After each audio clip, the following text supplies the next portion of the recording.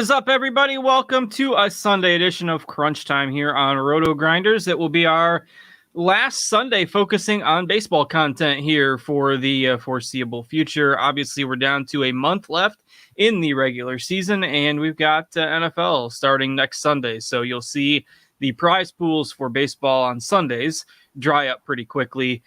So we will focus our content mostly on NFL on Sunday mornings going forward. But we've got one last blast for you and a doozy of a slate. We have to go out in style. We've got confusion on scheduling today.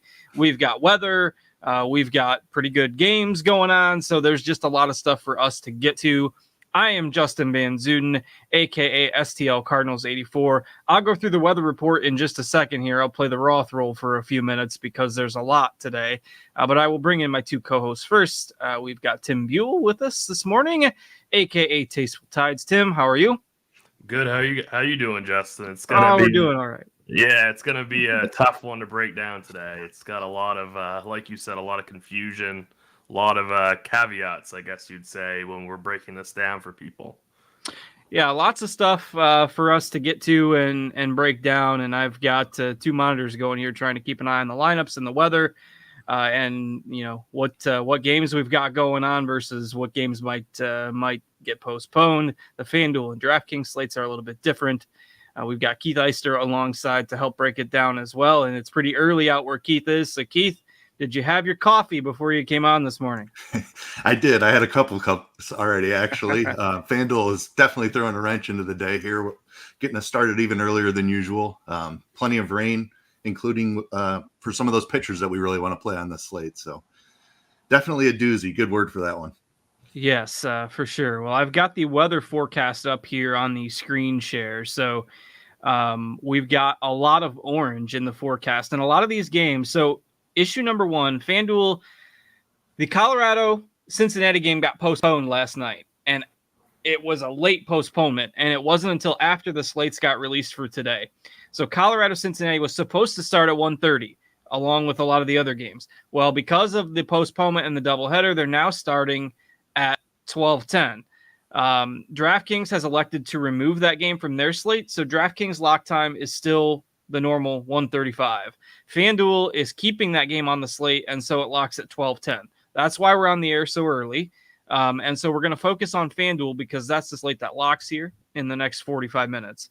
And then we can take some DraftKings questions, you know, after the FanDuel time, because there's plenty of time before all the other games start. So that's the reason for the confusion this morning and the earlier start time on FanDuel. Colorado-Cincinnati, game one should be good. That's the one we're concerned about if you're playing on FanDuel, with a chance for storms later in the day. Shouldn't affect that first game. Ross got that as yellow-green.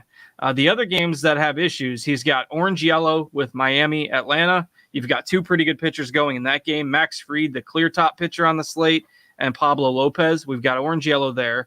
We've got yellow-orange with Kansas City and Detroit. Not going to be the most targeted game, but again, another weather issue. We've got orange-yellow in St. Louis with some stationary storms. That game doesn't start till 2:15. And we've got orange-yellow in Cleveland for Seattle and Cleveland. That game doesn't start till 2:30. So, and you look at the pitchers that are in these games. You got Michaelis in St. Louis. You've got Kirby with Seattle. You've got Fried. You've got Pablo Lopez. And it's not a deep pitching slate. And 4 or 5 guys have weather concerns.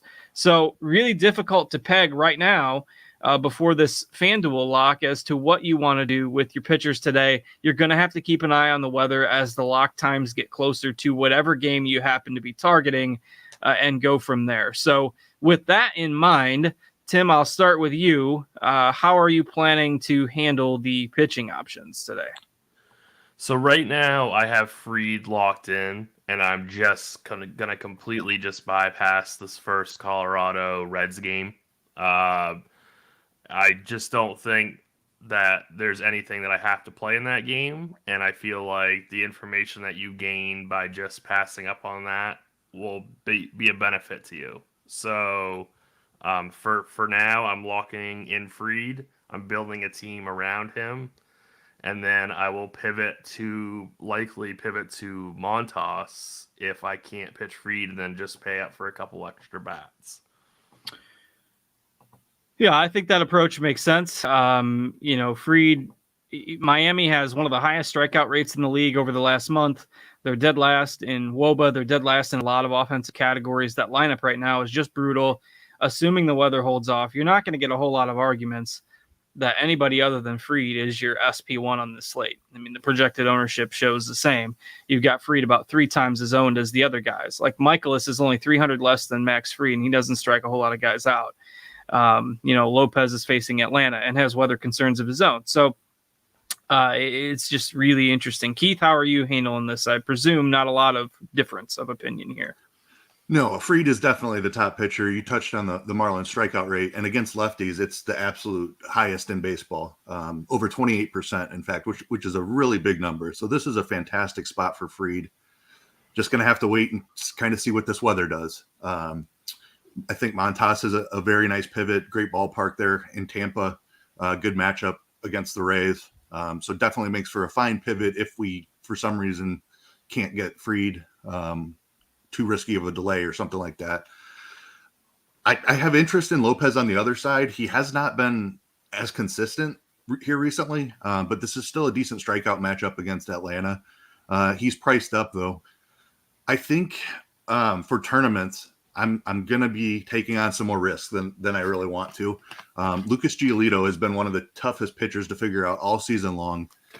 Gets a matchup against Minnesota, which is I wouldn't call it an easy matchup. I wouldn't call it a difficult matchup, but no Buxton in that lineup still definitely helps him. The strikeouts have still been there for Giolito. The Sierra and the xFIP are much lower than the ERA, but just been a really rough season for Giolito. On this slate, though, I think there's plenty of upside. The price is very attractive. And then the other guy I'm looking at is Matt Manning. He was on a run of 4 really good starts, and it kind of seemed like he was starting to figure it out, realize some of that potential that made him a top of the first round type draft pick a few years ago. But then he goes out and he gets blown up in his last start. So really difficult to figure out between those two guys which way I'm leaning. I like this matchup for Manning against Kansas City. Plenty of strikeouts in that Royals lineup now. He's not that cheap on Fanduel, so I'm leaning Giolito over him on Fanduel. On DraftKings, Manning has a much more attractive price tag down at just 7,300. But I think those are the tournament guys. I don't know if the strikeouts for Manning are real or if he just kind of got lucky there for a few starts. So like I said, just tons of risk involved with Giolito and Manning, but those are the two guys I'm looking at as tournament pivots.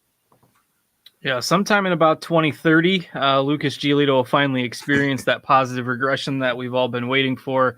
With just the sample size, we got to wait about 8 years for that all to catch up. It seems like White Sox. I have gotten the White Sox wrong so many times, and I was gonna bet them last night, and then I didn't. I was on crunch time last night, and then I got into something else, and I didn't. And of course, they won 13-0, and Dylan Cease almost threw a no-hitter, which pretty much sums up the way the White Sox have gone for me this year. The one time I probably would have gotten them right, I didn't get around to doing it, and we've lost some DFS money on trying to stack them up too. But I don't know, Giolito, I'm just kind of over it. It's a bias thing. The numbers, if you look at the advanced stats and the strikeout stuff and all that. Do support playing him, but I just at this point for my own blood pressure, I'm off of Giolito today. But you mentioned some of those other options like Manning, weather concern, Fried, weather concern, Pablo Lopez, who I like a lot as well, weather concern. The one guy that we can feel safe that doesn't have a weather issue is Montas. So maybe this is the game where he finally shows the Yankee fans why they traded for him. And it's crazy. Like, I know we don't look at standings a ton as, bettors and single game DFS players. We're only concerned about one day. But like, if you would have told me a month and a half ago that the Yankees lead would be down to 4 games, if the Yankees lose to the Rays today, their lead is only 3 games in the AL East, which is nuts, just nuts. Based on, I think they were 13 games ahead or something at one point. But Tim, any other thoughts on the tournament pivots at pitcher for you?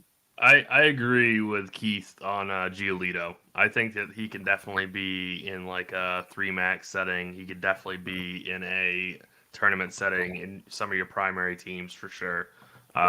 pitching is so thin today that I think it's an okay play to kind of chase those strikeouts. Yeah. So I'm completely fine with Giolito today. Well, the good news is I'm not playing him, so you guys can all look forward to your shutout. It's going to happen. So there you go. I'm taking one for everybody else's benefit today. The one guy I'm not sure if did either of you mention Carrasco? I mean, I think he's against Washington. You know, Washington's got a team total below 3. The Mets are huge favorites. Like, if you're looking for safety and Fried ends up getting washed out, you know, I think Carrasco is fine too. Yeah, I can get on board with that. Washington still doesn't strike out a ton, and Carrasco is priced up, so the upside is difficult, but definitely fine on this slate, especially if we lose Fried. And George Kirby is probably someone we should touch on as well. Has had a really strong season. Tough matchup against Cleveland, who doesn't strike out much. But if Fried gets washed out, I don't see strikeout upside in very many places. So I'm not as concerned about this matchup being low strikeout for Kirby. He would definitely enter my pool if we can't play Fried. And the other primary concern there is that, of course, Kirby is also, I think that one is orange yellow as well. Yep. And that is the last game on the slate. It doesn't start until 2:40. So if you want to play Kirby, make sure you keep a close eye on that one, because if it gets up to that lock time and then that game, it ends up looking bad weather-wise, you don't have any pivots left because that's the last game. So I agree with the analysis there. And if Fried is out, you know, there's just not a lot of guys with strikeout potential, but with that game being the last one, I just don't want anyone to get stuck with nowhere to turn if they need pivots. All right, let's move to the bats. And we've got 10 games here on the FanDuel slate.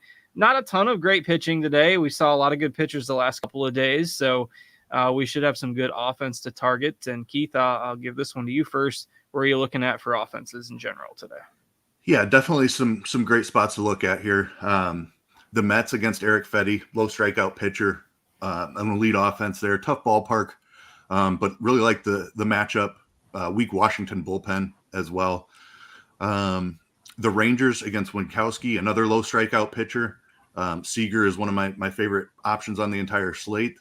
The stack is kind of tough for the Rangers. It falls off pretty quickly after Simeon and Seager, but Nate Lowe has been decent here recently. They're an option with a nice ballpark upgrade there in Fenway. On the other side of that game, I like the Red Sox a good amount, especially the lefties. Dunning has one of the largest splits in baseball. Really struggles to left-handers. So Devers absolutely among the top options. Verdugo has a really nice price. Pretty easy to build out the stack from there. Probably my favorite team on the slate is Baltimore. They've just been playing outstanding over the last month and a half, 2 months here of the season. Adley Rutschman has come on super strong. He's underpriced on FanDuel. Cedric Mullins is underpriced on FanDuel. Gunnar Henderson has gotten off to a hot start to his career, one of the top prospects in all of baseball. He's still way underpriced across the industry. They set up fantastically against Adrian Martinez here, and Oakland's bullpen has been really bad as well. They're bottom 5 in Sierra, and they play half of their games in one of the best pitchers parks in baseball. So that Oakland bullpen is really bad. Baltimore is a lot better than maybe they're perceived as being, since they've called up these kids, and Rutschman has really come on strong. And now they've got Henderson in the mix. It's pretty easy to make a 5-man stack of the Orioles. So absolutely love them today. The White Sox also looking for some home runs against Dylan Bundy. Throughout his career has struggled with the hard contact and the fly balls. So great spot for him, for the White Sox as well. And there's some nice pricing there. All right, Tim, what are you looking at for bats today? Yeah, I'm pretty much on board with everything Keith said. Baltimore is my top stack of the day on both FanDuel and DraftKings. I really like the call on the White Sox. Like Eloy Jimenez is 2,900 on FanDuel. I think he should be considered a cash game staple, single entry. I really like the White Sox. I don't think you have to full stack them necessarily, but you know, maybe 2, maybe 3 in your FanDuel lineup. I think that makes for a really good play. Dylan Bundy cannot strike out lefties at all, and he does give up fly balls to them. So I think Gavin Sheets on DK, I think he's 2,600. Yeah. I think that makes for a really good play. the Boston lefties are the best spot probably on the board. Rafael Devers, I think, should be your kind of priority premium bat today. He has I believe, a 270 ISO against right-handed pitchers this season, and Dunning is elite against righties, but he is not great against lefties. So I definitely am going to be getting to Devers on both sites today. The one kind of like weird stack that I don't think is going to get much attention at all are the Mariners. I think that, Cal Quantrill is, he's not a gas can, but he's super low strikeout. And this Mariners team is just full of high-priced and low-priced bats that I think that you can stack pretty well. And I don't think they're going to be owned at all. Yeah, you had to search for a different contrarian stack since you can't have the Pirates today. Right. Can't have the Pirates, and I'm not going to go with the Tigers. So I gotta go. The Tigers, yeah, it's easy to get tired of the Tigers. I'm about as tired of them as I haven't lost as much of the Tigers as I have the White Sox. So, but the occasional day where they're facing an absolute gas can, I throw some Tiger stacks in there. Usually doesn't go well. Not recommended. All right, so let's go position by position here. Again, we've got some time. I will take the DK specific stuff after the Fanduel lock. So first we'll prioritize Fanduel questions, Fanduel locks at 12:10. So we've still got about 23 minutes in advance of that Fanduel lock. So still in pretty good shape, getting through everything here. And so we'll start at catcher. Obviously, you don't need a catcher on Fanduel, but we do have some guys that have kind of reasonable price tags that you can play. So I'll kind of let Tim handle the cash game calls here, and then we'll have Keith throw in his favorite tournament options. So Tim, any catcher interest for you on Fanduel today? So in my dummy lineup that I made just now to lock in my Fanduel lineup, I have Adley Rutschman and Mountcastle on the same team. So I think I thought you were going to give me double catchers there. No, not double catchers, but catcher and a first baseman. So I am going to be playing Adley in my single entry on FanDuel. So I think that he makes for a really good play. So he's only $2,800, and I think that is a really good price. So we're just talking about FanDuel. I don't think that I need to do anything else other than you can always play Sal Perez, or I think Yasmani Grandal if you really want to go with a full White Sox stack. But I think that would be it for FanDuel catchers. Yeah, Melendez is back for the Royals as well, and he's only $2,500 on FanDuel. So they kind of price down these catchers because you don't need one, so the ownership is always pretty low. Rutschman definitely my favorite as well on FanDuel at that salary. Just tough to ignore. In fact, I probably should have tagged him. I thought I did earlier, but we'll do that live in real time. For those of you who are new to our tools, having trouble getting that up in lineup HQ. I'll do that on the other monitor. But Keith, your thoughts on catcher today? Yeah, Rutschman on FanDuel is just an incredible play. You mentioned just because you don't have to play a catcher, a lot of times these catchers come in lower owned. So great spot for Rutschman. I do like both of the Royals guys as well. Perez with the power, Melendez, just 2,500 leading off. Mentioned I'm playing a little bit of Manning, but I don't mind the Royals as a stack against him too. We saw it in his last start. He got blown up again. So he's certainly been prone to that early in his career. Let's see, trying to go. I don't know on FanDuel if you need to go much off the board. I don't mind Langoliers, the young catcher for Oakland in this matchup against Watkins, who doesn't strike anybody out. But primarily the Royals guys are what I'm looking at for tournament pivots. All right, let's pivot to first base here, and probably a position where people are going to save money today, which is a little different than normal. Paul Goldschmidt has been great. He's probably going to be the NL MVP, but really expensive. $4,600 on FanDuel against the ground ball pitcher in Stroman. And then you just don't have a whole lot of high-priced bats. Pete Alonso not in the lineup today for the Mets. So, Tim, your thoughts on first base? Ryan Mountcastle was the chalk yesterday, and he exploded for 2 home runs, and he's going to be chalky again today. And I think he's good chalk. I think that if you want to pivot down, kind of in the same salary saving kind of area. Daniel Vogelbach is a really good play. I think he's batting 5th, and he's only 2,400 on FanDuel, so I think he's excellent for tournaments. Same thing with Seth Brown, 2,500. I think that if you don't want to eat the Mountcastle chalk, those are really good pivots around the same price. If you want to pay up, I think that I don't mind Jose Abreu. I don't mind any of these White Sox right-handed bats, even though he hasn't had quite the season that we expect him to have. And then Nate Lowe, but he's 3,800 on FanDuel, so I think that's a little too high. And so I don't think I could quite go there. All right, Keith, your thoughts at first base. Yeah, Mountcastle is just too cheap for as good as he's been with this fantastic matchup. So great call there. Interested in Abreu as well. Mentioned hunting home runs against Bundy, and right-handed power in particular he's struggled with. So Abreu is one of the top options I'm looking at on the White Sox. Nate Lowe's DK price is certainly fine.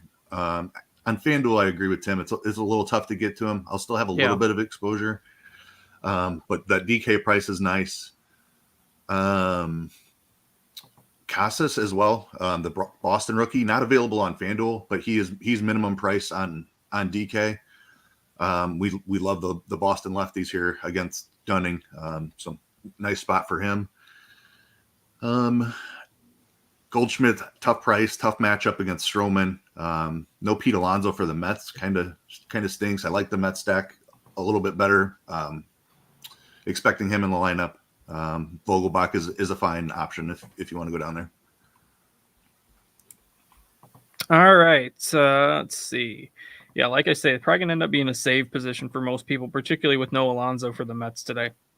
All right, let's move to second. Tim, what you got? I think that the position is pretty weak. So for my team, I'm going to go with Marcus Semien. I'm just going to pay up at the position, even though I'm not crazy. There's no discount with him at $3,600 on FanDuel. But I don't really want to punt with Baez. I don't really want to pay up for Story. It's a real weak position.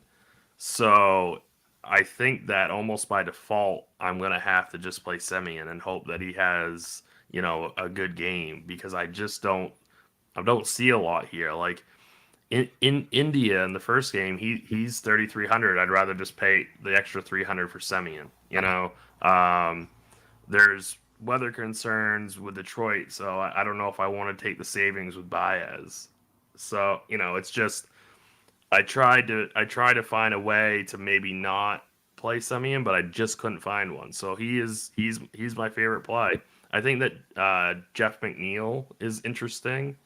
I know this sounds really bad, but if you really need it, like Josh Harrison, it's not a great play. But I think if you really want to punt and have some White Sox exposure, I think he's okay.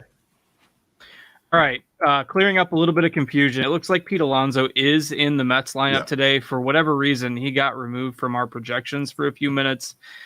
So I'm trying to refresh her to see if we got him back in, but it's been. That's what I thought, but I didn't want. You're good. I pulled up the actual lineup. He's in there, no scratch, no nothing. Yeah. We had just removed him from our projections. It's been a little bit haywire this morning trying to get everything right in lineup HQ with the slate change. I missed something, and I was like, I thought he was. No, you didn't. It was my error and on Alonso. So Alonso is in. Give it a few minutes, and I'm sure we'll have those projections if it's not fixed already. For what it's worth, though, I still like Vogelbach quite a bit. Yeah, as a contrarian play on both sides, I think he's going to be a forgotten guy. He has, especially with most people who are stacking Mets, they're going to put Alonso in there. Yeah. The Mariners lineup and the Guardians lineup just came out. No real surprises. Carlos Santana is not in the Mariners lineup. I promise that one's correct. Rodriguez, Winker, France. France is playing first today. Haniger, Suarez, Frazier, Crawford, Casali, and Trammell for Seattle. So if you're on them, just know that not that Santana's any great shakes these days, but he is cheap. So if you were on him as a punt, you will have to look elsewhere there. All right, Keith, tournament plays at second. Yeah, on FanDuel, this is a really tough position. We have Henderson, the Baltimore rookie, at second over on DK, so that's a pretty easy conversation. On FanDuel, he's only shortstop eligible, so it's thinned out here. Simeon, I don't mind. Story is one of the Boston righties I'll play just because of that power, and Fenway sets up great for right-handed power also. So I don't mind Trevor Story as a pivot. The price on Baez is okay. Been a really rough season for him, but he's cheap enough now. You can keep chasing that. Got to keep an eye on the weather. Other side of that game, Michael Massey, I don't mind as a punt, hitting 6th for the Royals. Again, a weather spot. So just it's an ugly position. I don't mind chasing Gorman's power against Stroman. Not an ideal matchup, but if Gorman can get the ball in the air, good chance for a home run there. Tough position here on FanDuel.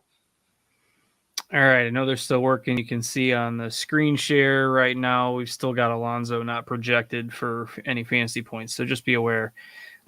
Make sure you get him in your lineup if you want him in there, if the tools aren't giving him to you. So the Reds game being on the FanDuel slate's causing a little bit of wonkiness there. All right, let's move to third base. Tim, what you got?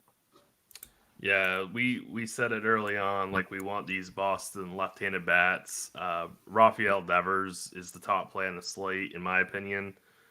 For what it's worth, he's got a plus 400 home run prop on Caesar Sportsbook that I absolutely love today. So I know he's been kind of in a home run drought, but I think this is the really good spot for him to break that drought. He's got, in the first 3 games of the series, he's got 6 hits and 4 doubles, so it's close. Yeah, he's hitting the ball. I mean, he's still hitting the ball really hard. I mean, it's coming. I mean, I can't guarantee it's coming today, but it's, this is an amazing spot. Guaranteed. I heard it here. I heard the word. Right, yeah. Lock it in. Bet the farm on it. So yeah, but yeah, he's definitely going to be in both of my DraftKings and FanDuel primary teams. I see no reason to punt this position. If you don't want to eat the Devers chalk, play J-Ram, play Bobby Witt, play Austin Riley, Suarez for the Mariners, or Arenado for the Cardinals. This is definitely a pay up position for me. I wouldn't goof around with any of the punts. Yeah, Devers as well, wrote him up as my favorite play on the slate, so I think we're pretty universal in that opinion today. And this definitely is a spot where you probably don't want to be going cheap. Plenty of spots to do that. In the second base that we just talked about, even first base, you can go cheap today. So, Keith, your GPP thoughts at third? Yeah, I like all the premium options as well. Devers, top play on the slate. Ramirez, a great pivot. Bobby Witt is somebody I do really like as well. Playing both sides of this game playing some Manning and playing against Manning a little bit. The one cheap guy that I'll mention, and I think it's because he has the power upside to match, Josh Donaldson on FanDuel is 2,400. Yeah. Bullpen game for Tampa Bay, not a great park, but he's got plenty of power to pay that $2,400 salary off. So the one cheap guy I might look at. All right, Tim, let's go to short. Yeah, on FanDuel, it's Gunnar Henderson. I just want to say something real quick about shortstop also, that if you're playing a lot of tournament teams today, don't forget about Jorge Mateo. He's nobody's going to roster him. He's $2,200. I know he's in the 8 hole, but he's a solid stick. And, you saw it yesterday. This whole Orioles team is in play. So try, if you want to do, in a 20 max setting, do 2 Mateos, just in your pool, just don't forget about him.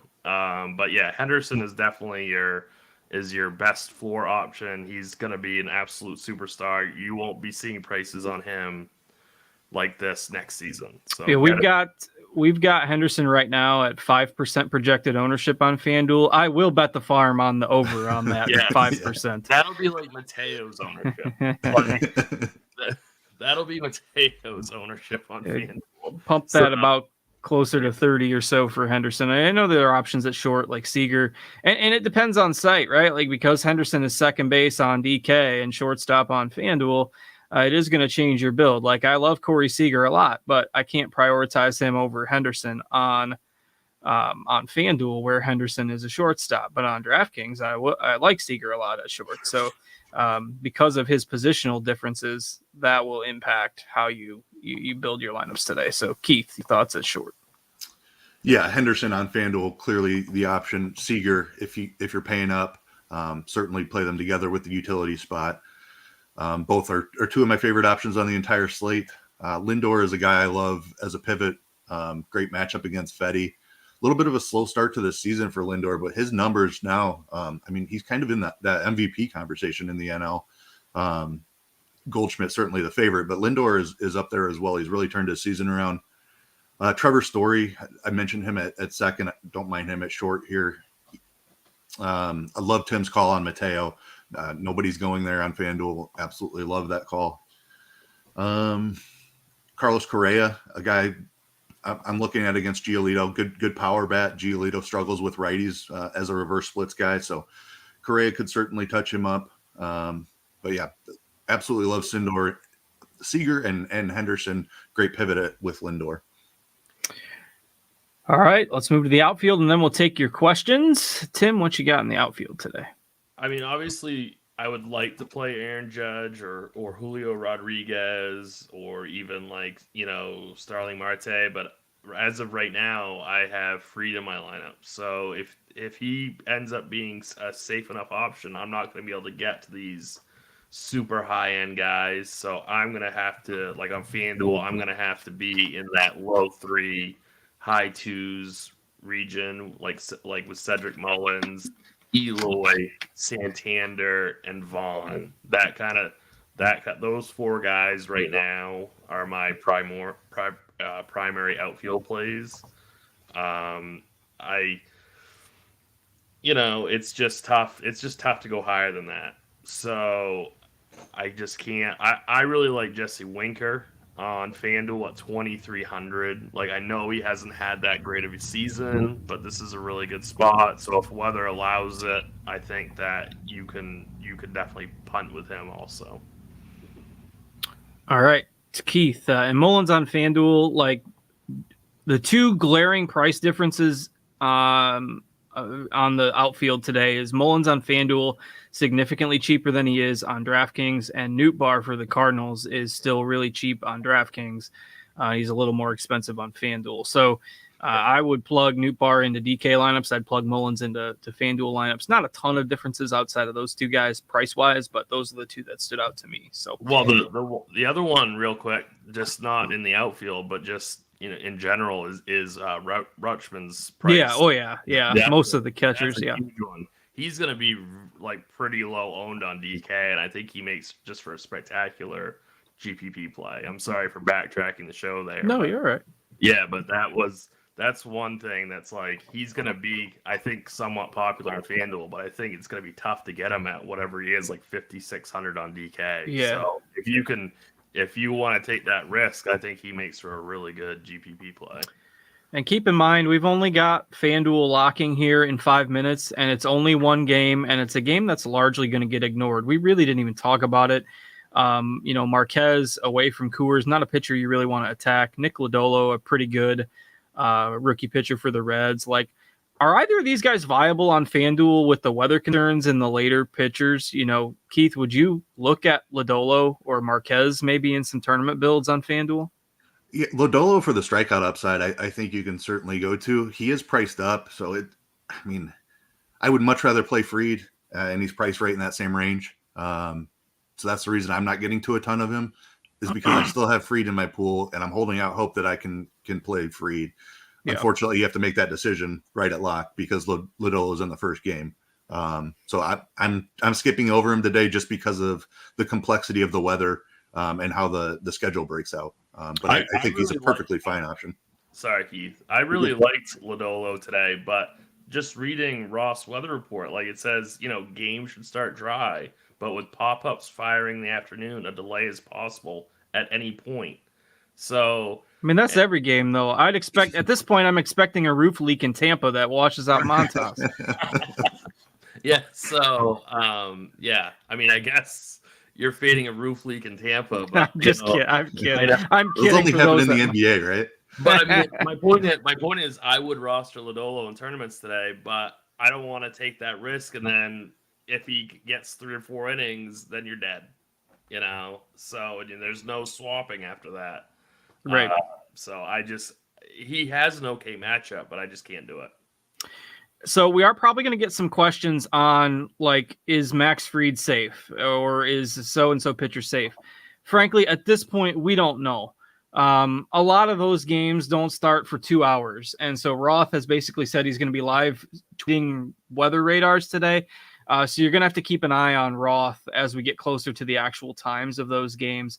Just really impossible to be able to break that down with any certainty right now. I know that's not the answer anybody's looking for that's trying to finalize their lineups right now, but tough day to be able to peg that so far in advance. Like if we had the normal lock time on FanDuel with a 1:30 start, we'd probably have a little more info for you, but you're going to have to rely on Roth's updates as we get closer to the start of those games. So we're pretty much keeping Fried in our pools for now. Just, he's the clear top pitcher. And just as a recap for those that might be joining us, Keith, we did have somebody ask about favorite FanDuel GPP pitcher. If are you still okay with like lock buttoning Fried and GPPs, or if not, who would be your favorite like single entry pivots? I don't know if I would lock Fried today, and that's just because Montas is in a great spot. I think the price tag on Giolito is absolutely playable, but this is a great spot for Fried, and I don't want that to be understated. Miami has a 28% strikeout rate against left-handed pitching. So even though Fried is not generally a real high upside DFS pitcher, he is today because of this matchup. Just a phenomenal spot for him against Miami. Montas with that matchup against Tampa Bay in a great ballpark. Good spot for him. And then I mentioned the price on Giolito. For DK, I'll be mixing in some Manning as well. But those would be the top 3 that I'm using on FanDuel: Fried, Montas, and Giolito. All right. If you've got some questions, go ahead and post them in the RotoGrinders MLB Crunch Time Discord.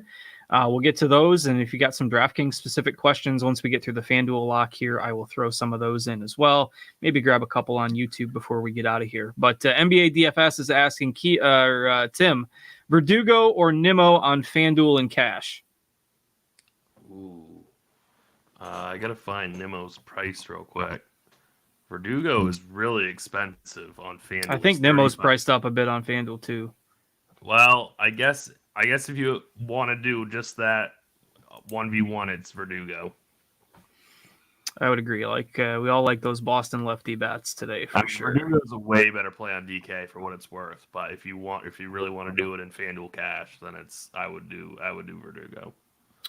All right, this is a good question. Michael Radish is asking, outside of Devers, how do you feel about the Boston stack as a whole, like including Xander and Story, who are obviously expensive? We touched on Dunning's splits. I mean, he's good against righties, but Boston does have a fairly high total here. So I am underweight on Boston as a stack. I love Devers. I like Verdugo. I like the lefties. Like the prospect on DK where he's, you can get a punt there. But Keith, how do you feel about stacking Boston, like relative to the other higher priced offenses, like say the Mets? Yeah, I don't like it as much as I like the Mets. Like Verdugo on FanDuel particularly. On DK, I prefer it because Verdugo has a nice price. Cordero is really cheap. And you have Casas available, who kind of makes everything work as a minimum price first baseman. On FanDuel, it's difficult. No Casas available. Verdugo is expensive. So it is a really, really tough stack to get to on FanDuel. I don't mind playing like a 2-man, 3-man type of situation, just looking for home runs, but definitely prefer the stack on DK. I think Keith answered that perfectly. Like that's what I tried to bring up, like in my blurb on Lineup HQ today about the Red Sox. It's just like I want Devers, I want Verdugo, I want the prospect now that he's in the lineup, but it's like I don't love the Red Sox like whole stack. So this is a skinny stack kind of situation for me. All right, Tim, FanDuel cash from Cowboys fan, Baez and Santander or Henderson and Vaughn? Ooh, that's actually tough. I think it's the first one, but I like both of those. All right. Let's see. FanDuel single entry GPP, Keith, Winker and Judge or Eloy and Seager? Both great. Give me the second one today. Right, that has gotten us through our questions in the Discord. I think probably a little lighter with people expecting maybe a later show. So let's see. I don't see anything in the YouTube of substance as well, but keep an eye on the weather, everybody. For those of you who might be tuning in later, watching us on playback, if you're playing on DK, make sure you're checking that forecast, and Roth will keep up to date today. So thanks for being flexible today. Thanks to Keith and Tim for joining me. I'm Justin. Thanks to Devin for producing behind the scenes for us as well. Enjoy the rest of your Sunday, everybody, and have a good one. We'll see you all tomorrow. Have a great day.